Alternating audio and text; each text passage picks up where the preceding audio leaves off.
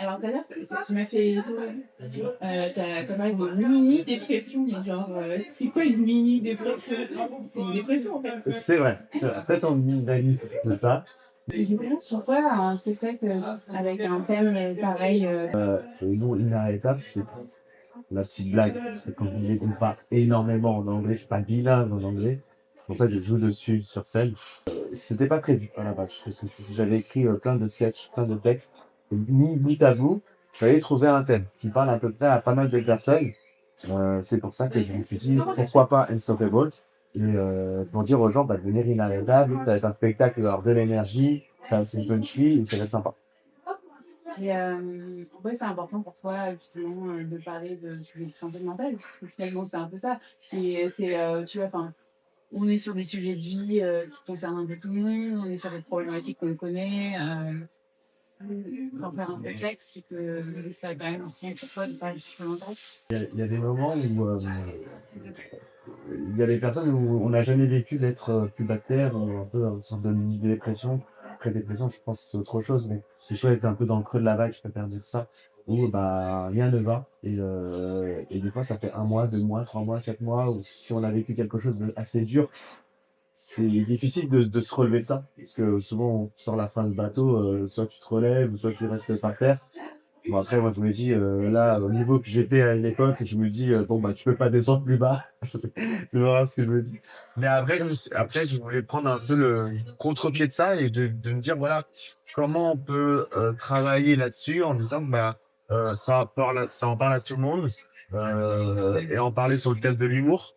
Et pour faire passer un message, des fois, il y a des personnes qui viennent voir à la fin du spectacle. Alors déjà, je peux écouter ma vie, pleure. Elle vient de me voir, me sort dans les bras, comme ça, incroyable. Mais sinon, ça arrive souvent que des personnes qui vivent ce que j'ai vécu, qui le vivent actuellement et ils disent, ça m'a parlé énormément. Merci encore. Sans spoiler ton spectacle, tu me disais d'ailleurs que tu as été un peu du bactère. Ouais. Alors, je sais pas si c'était de la dépression, si c'était un burn-out, c'était quoi? C'est pas un burn-out non plus, parce que le burn-out, alors je sais qu'on associe beaucoup au monde du travail encore. Ouais, on peut dire peut-être une dépression. Parce que, comme avant, j'étais sportif de haut niveau, où, voilà, on avait fait le championnat de France. Il y a toujours une exigence. 4 entraînements par semaine, les matchs, il y a partout dans toute la France. Et en fait, on n'a pas le temps. Je pense que les personnes qui vivent ça aussi, ceux dans le travail, ils n'ont pas le temps. En disant que leur vie est tellement rythmée qu'ils ne pensent pas. Et ils se disent, ouais, si je vais pas bien, c'est normal, c'est comme ça, c'est la vie, mais il y a pire. Mais des fois, on ne pense pas vraiment à ce qu'on ressent. Mais du coup, c'était. Enfin, qu'est-ce que tu as vécu? Bah, en vrai, c'était un enchaînement de tout. Je travaillais beaucoup à l'étranger pendant 7 ans. Je suis animateur en club de vacances. Revenir en France, bah, ça a un coût. Trouver un autre job, rebondir, trouver une reconversion professionnelle. Je pense qu'il y en a pas mal qui passent ces moments-là où ça peut être très difficile. À ce moment-là, j'avais subi une rupture. Voilà, la première qui fait mal. Et voilà, je pense que c'était quelque chose d'assez difficile avec quelqu'un qui est resté pas mal de temps.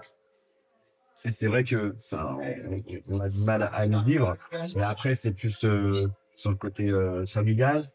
Et au niveau, il y a tout n'allait pas. Les amis, ouais, tout en même temps. Et même au niveau utilité, avoir un peu d'argent de côté, j'avais presque plus rien. Et là, tu te dis, waouh, ok, maintenant, je vais essayer de prendre du recul. Qu'est-ce qu'on peut faire pour avancer pour... Et en vrai, bah, il fallait travailler sur soi. Quand je dis sur soi, je dis plus sur la santé, en fait. Parce qu'on a négligé énormément. Il y a différentes façons de travailler sur soi, et moi, je travaille plus sur la santé. Donc, je voyais que bah, je buvais beaucoup d'alcool et je fumais. Et je me suis dit, bah, ce serait bien de réduire tout ça. Alors, j'ai commencé à arrêter la cigarette petit à petit. Je savais que ça allait être difficile d'arrêter d'un coup. Déjà, ça fait 3 ans que je fume la cigarette. L'alcool, bon, on me réduit, hein, on essaie de boire, mais pas du tout, là. Tourne à l'Oasis, c'est je sais pas si on a le C'est podcast. placement produit. Pardon, je fais pas ça. Si vous voulez sponsor l'épisode, il n'y a aucun problème. Non, non, mais oui, oui. Non, non. Boisson. Non, mais après, c'est toujours bien de faire la fête, de profiter de ça aussi. Mais dans un premier temps, je me suis dit, à ce moment-là, comment avoir une bonne énergie. Ça va paraître bête, mais je suis parti courir 10 km autour du lac de chez moi Ok. pour me dépenser. Et au moins, parce que j'avais tellement une haine, une rage de la vie, parce qu'il y avait tout qui m'était tombé dessus. Et je me suis dit, pourquoi moi? Et en vrai, ça arrive à tout le monde. Bien sûr. C'est là que je me suis dit, bon, bah, je pars courir. Et au moins, je serai essoufflé et je reviens. Et à l'époque, je travaillais pas. Je me dis, tu vas rester chez toi à regarder la télé. Au pire, cours 10 km, le temps de faire 1 heure, 1h15 au début, j'étais mal. Mais ouais. Et c'est là que petit à petit, bah, les idées reviennent. Quand on voit quand on parle de dépression, des fois, on pense à des gens qui sont en dépression depuis très très longtemps. Ouais. Ça dure 1 an, 2 ans. C'est dur de mettre une image sur ces mots-là, parce que chacun va l'interpréter différemment. Moi, quand on parle de dépression, je pense que la personne, je sais pas, elle est au fond du gouffre, elle est dans son lit, elle bouge pas, ou elle est en boule dans la douche, ou... Ouais, non, mais quand on parle de dépression, c'est vrai qu'on on s'attribue forcément à un modèle. On s'imagine une personne au fond du lit qui a envie de rien et qui limite a des idées suicidaires. Or, la dépression, elle a tellement de formes variées et puis elle a autant de formes que de personnes, si tu veux. Donc, parfois, même, tu ne le vois pas. C'est-à-dire que là, par exemple, bah, moi, tu peux me regarder, je suis souriante, etc. Je suis pas en dépression. Bien sûr. Et je pense que c'est important de le dire, souvent, pour déculpabiliser les gens, de leur dire, en fait, c'est ok, ta dépression, c'est ta situation. Et il n'y a pas de petite dépression. La dépression, normalement, c'est un diagnostic qui est posé par ton médecin traitant, par ton psychiatre, Ok. etc.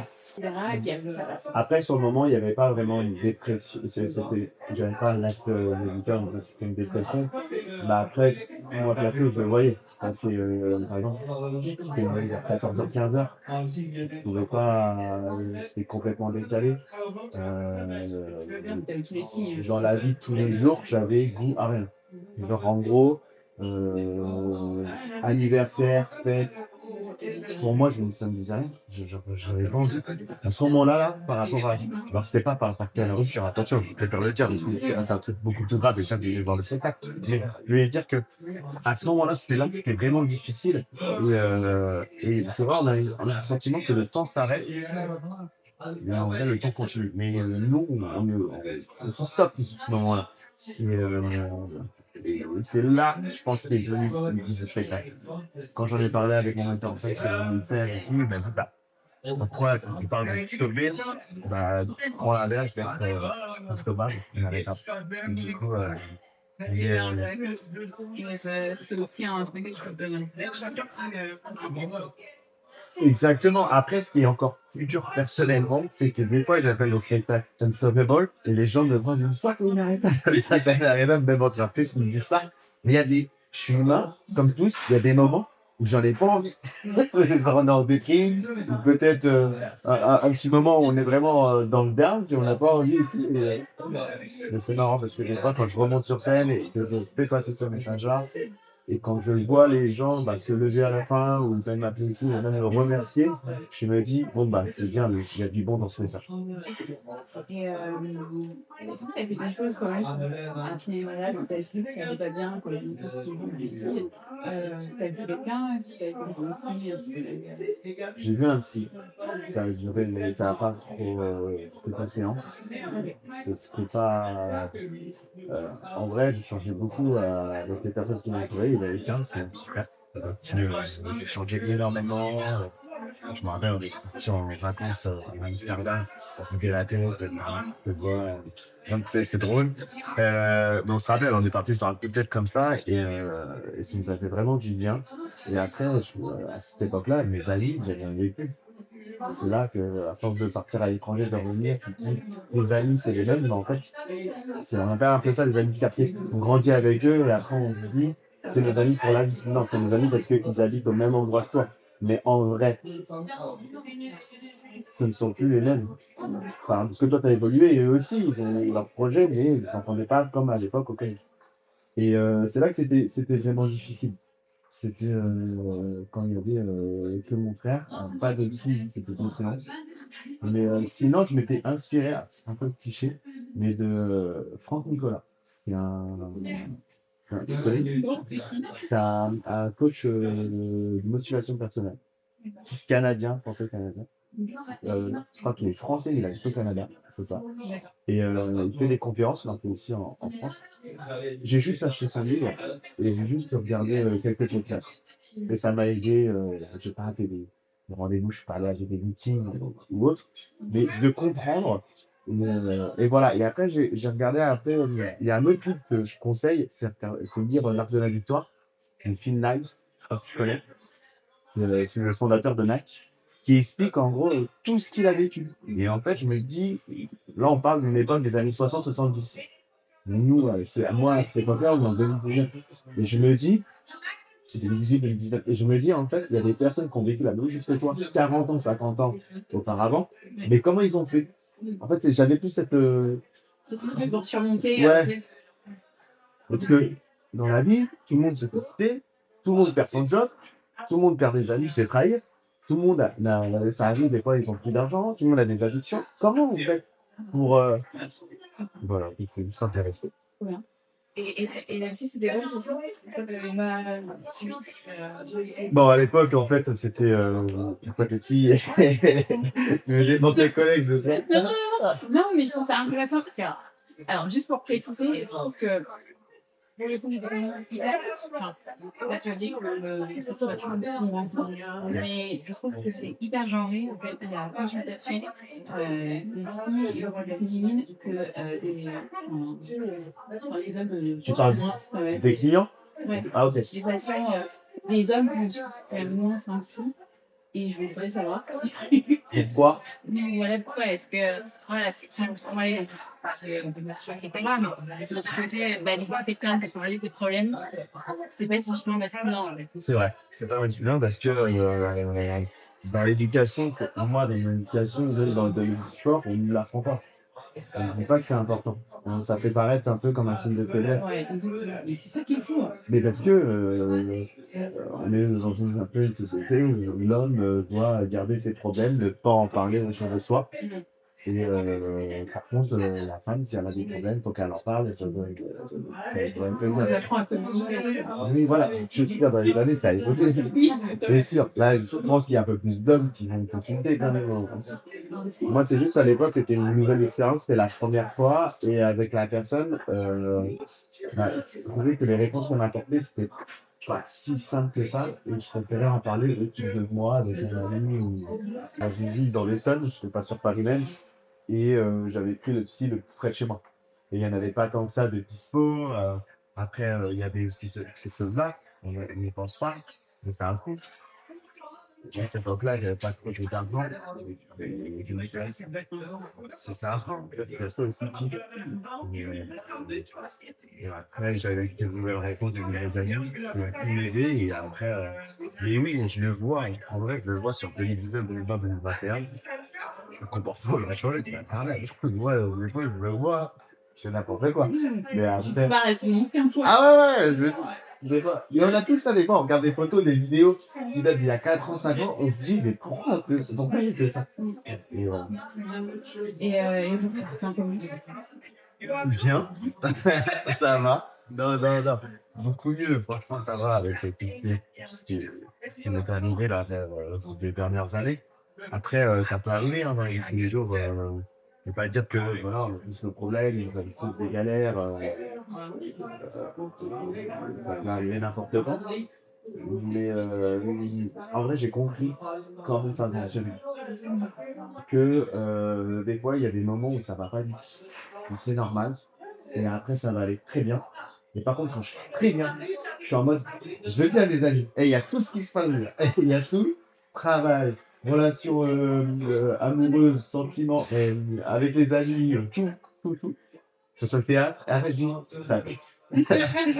C'est pas normal. Donc, c'est sûr, dans une semaine, les gars, je vous appelle. Voilà. Et ça arrive. Après 3 semaines plus tard, bim, il y a ça qui tombe. Bon, bah, c'est normal, ça reprend. Donc, je pense que c'est normal. Dès que tu as capté ça, normalement, c'est bon. Et en quoi l'humour, ça a été thérapeutique pour toi?